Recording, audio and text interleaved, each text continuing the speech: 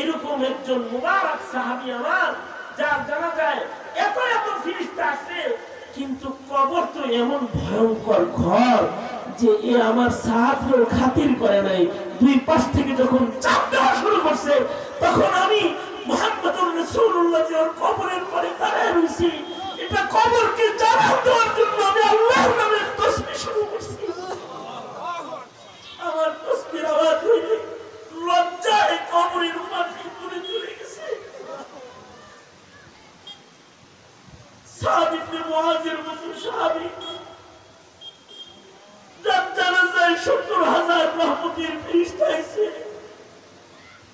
তার জানাজার সাহাবায়ে কেরাম যারা জানাজার নামাজ পড়েছে, তাদেরকে আল্লাহর রাসূল সতর্ককারী। নবী যদি সতর্ক না করতো, কিয়ামত পর্যন্ত আনেওয়ালা কোন মানুষ জান্নাতের দরজা খুলে পেত না।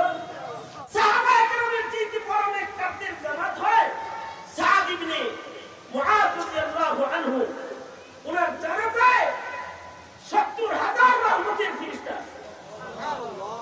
সুবহানাল্লাহ, আগামী কালকে বলেন সুবহানাল্লাহ। আমাদের সব জানাজায় তো ফেরেশতার ভিড় বলে, তাই না? টুপিওয়ালা জানাজায় বহু জানাজা আছে, টুপিওয়ালা ছাড়া জানাজা মুসলমানের ঘরে জন্মেছে, তার জানাজায় একটা টুপিওয়ালা নাই।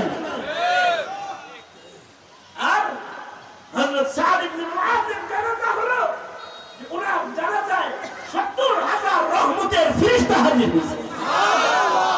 আর জানাজার ইমামতি করেছেন সাইয়্যিদুল মুরসালিন মুহাম্মদুর রাসূলুল্লাহ সাল্লাল্লাহু আলাইহি ওয়াসাল্লাম নিজে। আর আশ্চর্য খবর হলো, আল্লাহর রাসূল নিজের হাতে কবরে নামায় দিয়েছেন। এত এত নসিব যার, যার জানাজার নামাজে ৭০,০০০ ফেরেশতা হাজির।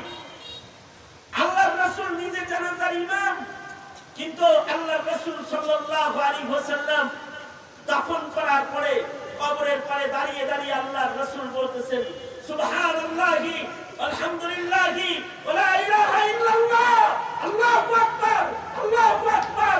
আল্লাহর রাসূল তাসবিহ করতেছিলেন। জিয়ারতের পরে সাহাবায়ে কেরাম বললেন, দাফনের পরে, ও আল্লাহর নবী এরকম তাসবিহ করলেন কেন? কারণ কবরের উপরে দাঁড়ায় এরকম তাসবিহ করতে দেখি না আপনাকে, আজকে কেন তাসবিহ করলেন? এরকম একজন মুবারক সাহাবী আমার, যার জানা যায় এত এত ফেরেশতা আছে, কিন্তু কবর তো এমন ভয়ঙ্কর ঘর যে এ আমার সাহাবীর খাতির করে নাই। দুই পাশ থেকে যখন চাপ দেওয়া শুরু করছে, তখন আমি মুহাম্মদুর রাসূলুল্লাহ যে ওর কবরের পরে দাঁড়ায় রয়েছি, এটা কবরকে জানান দেওয়ার জন্য আমি আল্লাহর নামে তাসবিহ শুরু করছি।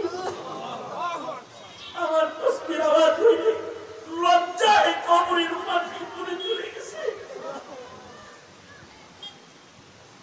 সাদ ইবনে মুআযের মতো সাহাবী, যার জানাজায় ৭০,০০০ রহমতের ফেরেশতা এসে, তার জানাজার সাহাবায়ে কেরাম যারা জানাজার নামাজ পড়েছে, তাদেরকে আল্লাহর রাসূল সতর্ককারী। নবী যদি সতর্ক না করতো, কিয়ামত পর্যন্ত আনেওয়ালা কোন মানুষ জান্নাতের দরজা খুলে পেত না, খুঁজে পেত না, আর দুজক থেকে মুক্তির রাস্তা দ্বারা